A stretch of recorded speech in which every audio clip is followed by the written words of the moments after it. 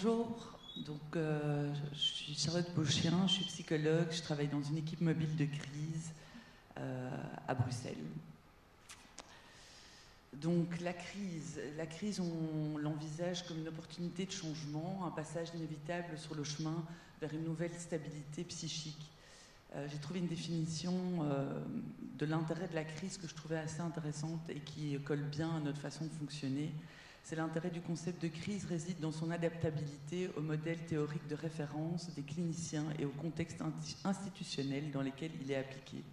Sur le plan théorique, le concept d'intervention de crise n'est pas un modèle figé, il nécessite pour sa pérennité et son évolution des échanges entre les cliniciens quant à leurs observations cliniques et aux applications thérapeutiques en lien avec leurs références théoriques. Donc, ce qui fait la particularité de notre travail dans l'équipe mobile de crise, c'est que le cadre est un cadre particulier. On peut dire que l'aspect commun à toutes les équipes mobiles, c'est la rencontre du sujet en souffrance dans son contexte de vie sociale, économique, familiale, conjugale. Le contexte doit faire partie de l'évaluation de la situation clinique et il doit déterminer aussi comment mobiliser les ressources de chacun, autant du patient, des proches ou éventuellement des professionnels.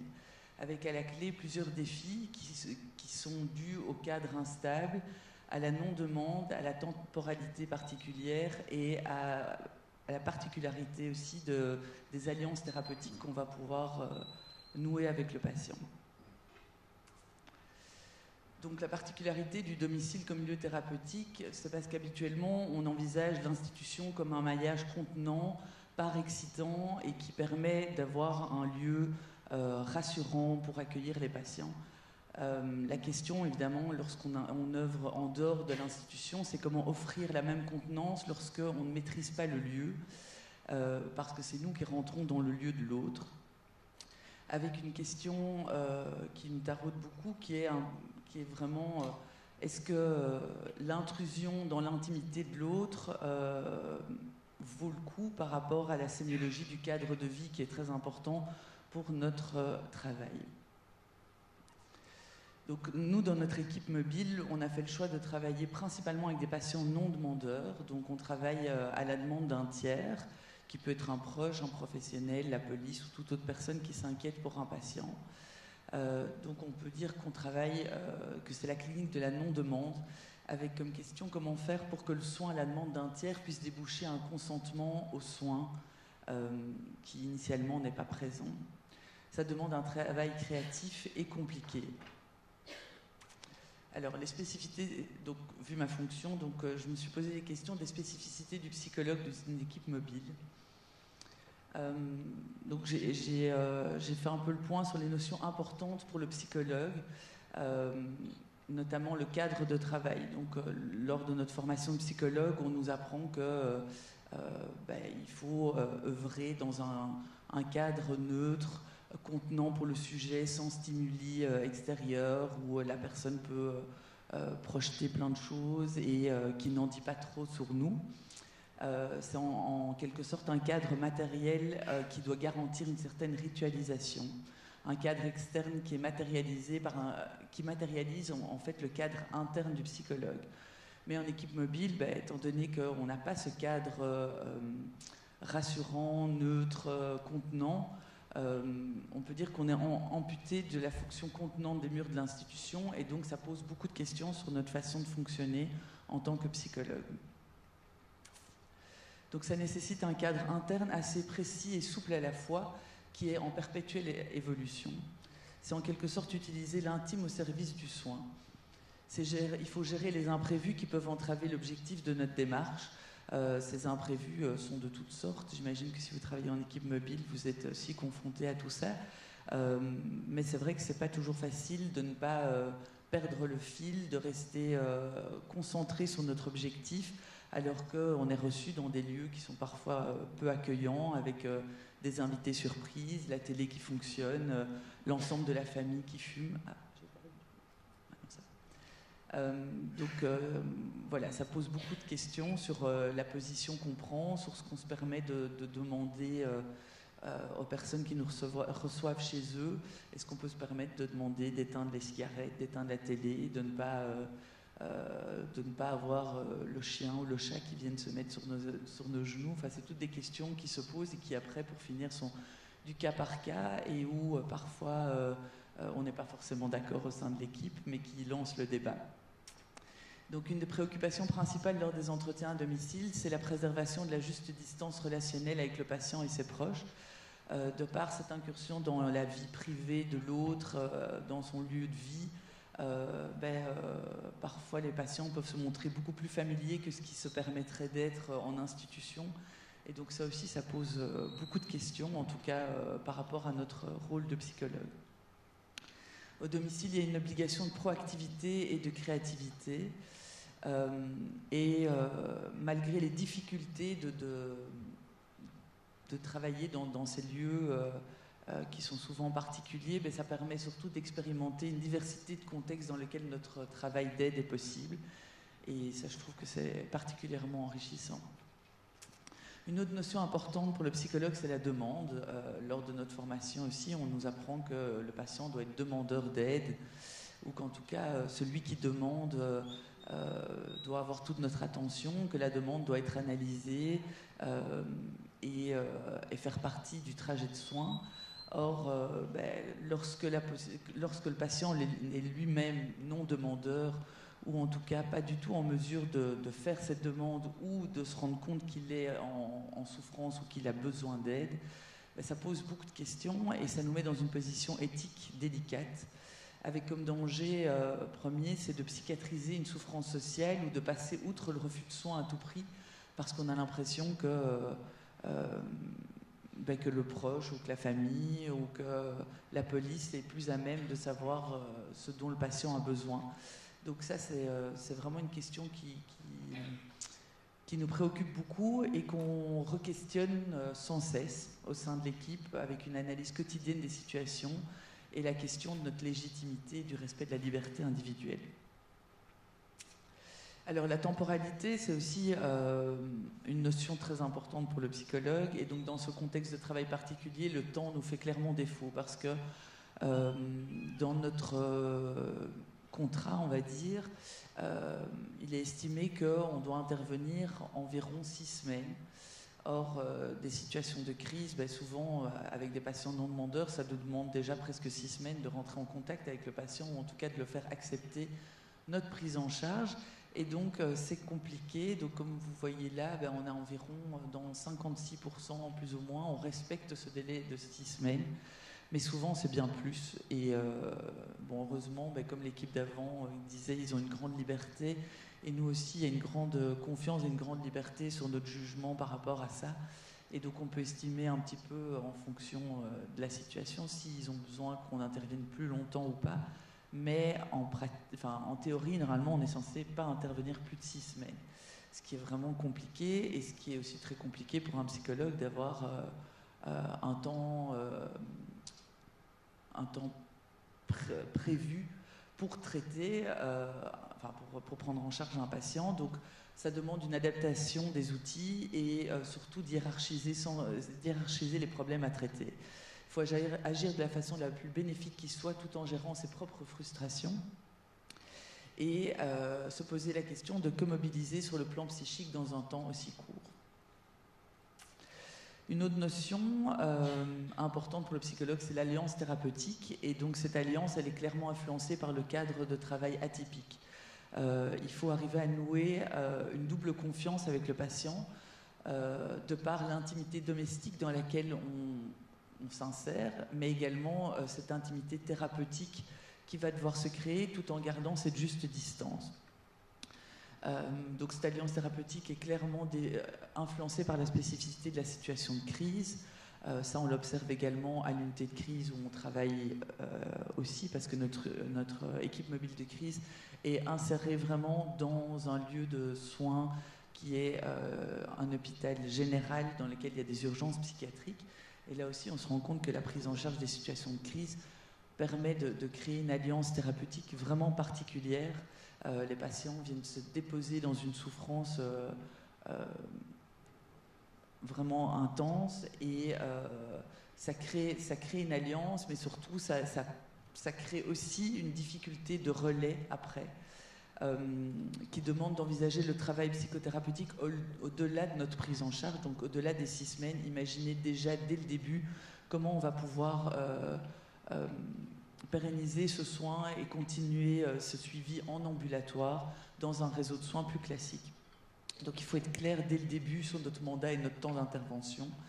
Et donc comme je le disais, souvent c'est des liens difficiles à transmettre et une des solutions parfois c'est d'accompagner le patient vers un réseau de soins ambulatoire lors des premières séances afin de créer le lien avec cet autre professionnel et de pouvoir transmettre les informations que le patient nous a données. Alors j'ai essayé de me questionner sur les spécificités du psychologue, donc comment se différencier des autres fonctions. Dans notre équipe, il y a des psychiatres, des assistants sociaux, des infirmiers psychiatriques et des psychologues. Donc je me suis rendu compte que c'est un rôle qui est difficile à définir, qui tient plus d'un positionnement spécifique que d'une définition claire. C'est plus ses questionnements sur sa pratique, ses valeurs et le sens qu'il donne à son rôle dans l'équipe qui déterminent ses spécificités. En tant que psychologue, on va amener une réflexion autour du sens de l'émergence de la crise et on aide à une prise de conscience du mode de fonctionnement antérieur à la crise et ce qui a provoqué du coup cette crise éventuellement. On envisage également les bénéfices possibles d'un nouvel équilibre. Donc notre rôle de psychologue, c'est de rapporter vers autre chose, c'est d'apporter une vision systémique de la situation, d'essayer de dépasser la condition de malade, d'analyser le sens du symptôme et être une ressource pour aider le patient et ses proches à penser. Alors qu'est-ce qui nous différencie des autres fonctions? C'est très compliqué. Donc, j'en suis arrivée à la conclusion qu'en fait, une des seules choses qu'on pourrait différencier, c'est que nous, on n'est pas dans l'action de faire. Donc on ne peut pas résumer notre fonction en termes d'actes. On n'a rien de concret à proposer, contrairement aux assistants sociaux, aux infirmiers, aux psychiatres, qui ont souvent quelque chose vraiment de concret. Nous, non. Ça rend la définition de notre mission complexe à expliquer aux patients. Lorsque les patients nous questionnent sur « mais qu'est-ce que vous allez faire pour nous ?» c'est un peu difficile de se définir. Néanmoins, on se rend compte que c'est quand même très important de refuser la confusion des rôles au sein de l'équipe. C'est très enrichissant d'avoir des places distinctes et complémentaires au sein de notre équipe.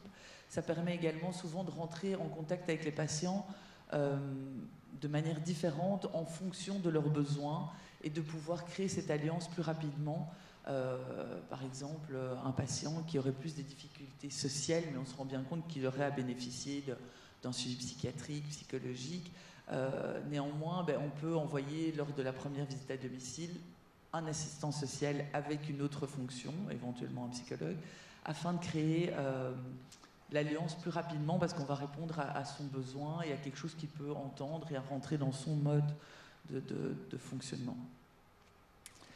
Donc pour conclure, je dirais que l'intervention à domicile, c'est une remise en question de toutes les bases théoriques du psychologue. Ça demande une flexibilité et une réinvention des piliers de notre métier. Le psychologue est sans cesse mis à l'épreuve dans sa capacité à innover, à inventer, à s'adapter. Ça permet un regard large qui permet d'envisager les difficultés psychiques dans le contexte de vie. Donc ça permet une évaluation globale de la problématique. La pluridisciplinarité et le recours systématique aux ressources du patient et de son entourage permet d'enrichir les réponses apportées par le soignant. Et ça permet également de maintenir la mise en pensée. Et donc je terminerai juste par une phrase que j'ai trouvée, que je trouvais très intéressante.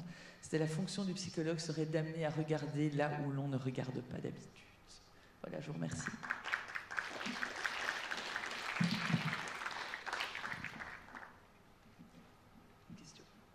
Question ?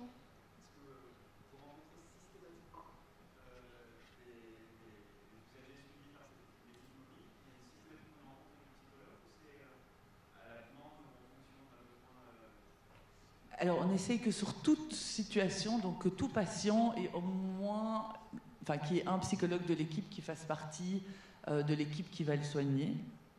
Donc, on change entre chaque visite à domicile de binôme. On essaye de changer de binôme afin que justement le détachement à la fin de notre prise en charge soit plus aisé. Donc, on essaye de ne pas privatiser une prise en charge. Mais donc oui, chaque patient rencontrera au moins une fois le psychologue. Alors après, on adapte un peu en fonction des besoins. Oui. Oui.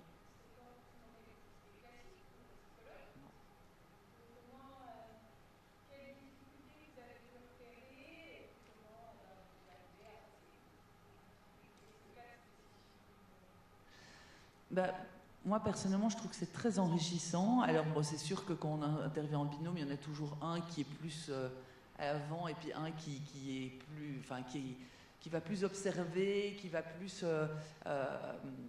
moins intervenir dans l'entretien. Néanmoins, on trouve que c'est très enrichissant parce qu'il y a toujours deux regards sur la situation.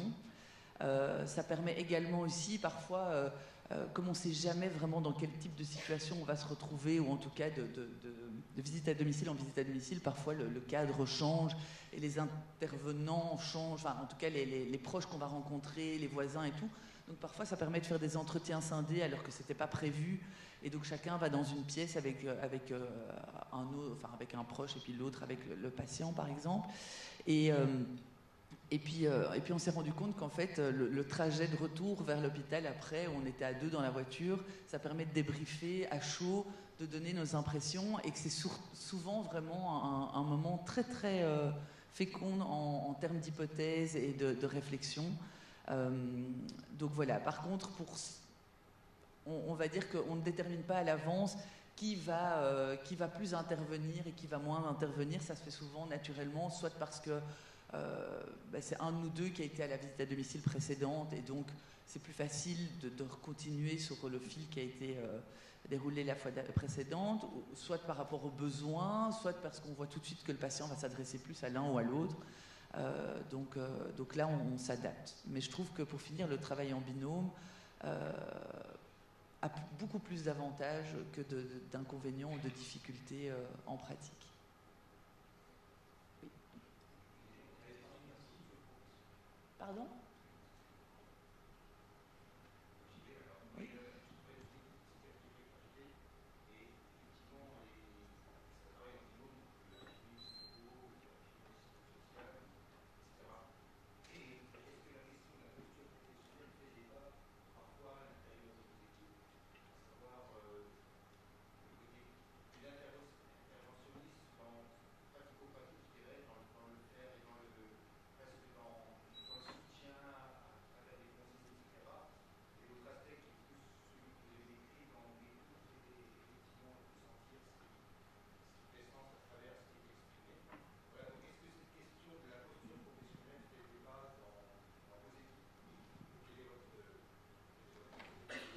Ben, non, elle ne fait pas vraiment débat. Alors oui, parfois elle fait débat lorsque en fait, on se rend compte que ce n'est pas la fonction qui va faire qu'on va être envoyé à telle visite à domicile. C'est plus une question d'agenda parce qu'à ce moment-là, il faut aller voir le patient et que donc il n'y a que nous qui sommes disponibles pour accompagner un collègue. Donc à ce moment-là, parfois c'est vrai qu'on peut questionner le sens que ça a.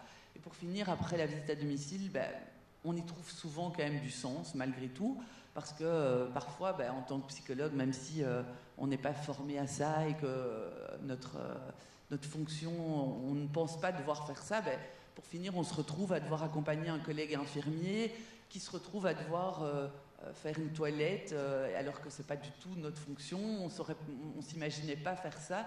On est là en soutien à notre collègue et pour finir, ça se passe très bien et on se rend compte que ça crée quand même un lien avec le patient et que ça rend les choses intéressantes, ou en tout cas ça nous donne des pistes pour la suite.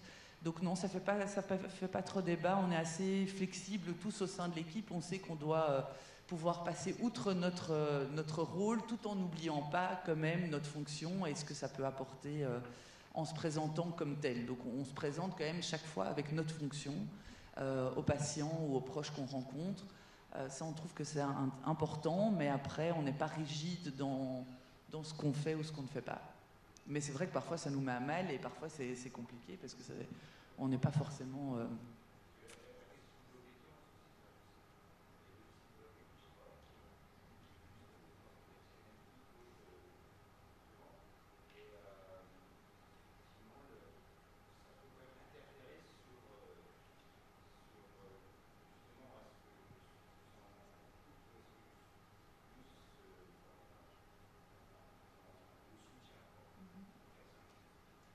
Oui, ben, chez nous, c'est vrai que le courant théorique de chacun est quelque chose qu'on apporte plus au sein des réunions, enfin qui se ressent peut-être plus au sein des réunions, mais qui n'est pas du tout ressenti au quotidien dans notre façon de, de fonctionner avec les autres fonctions dans l'équipe. C'est pas du tout quelque chose qui fait débat. D'ailleurs, on n'est pas identifié comme tel au sein de l'équipe, comme étant plus psychanalytique ou plus systémicien.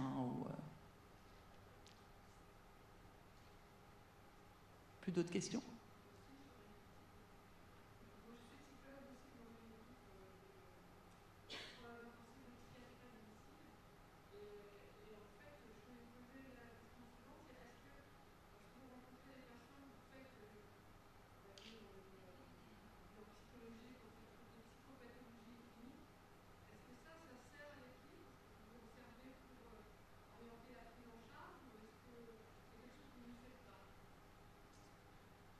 On ne fait pas vraiment un bilan psychopathologique. Non, c'est vraiment plus un bilan qui va se faire au fur et à mesure de nos visites à domicile et de manière collective. Donc on n'a pas ce rôle-là particulier au sein de l'équipe, c'est vraiment une co-construction avec les autres fonctions.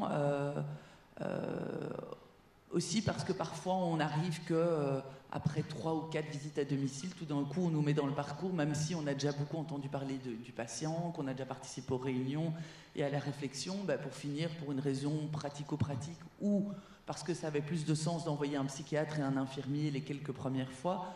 Donc on n'était peut-être pas forcément là dès le début, et donc on n'a pas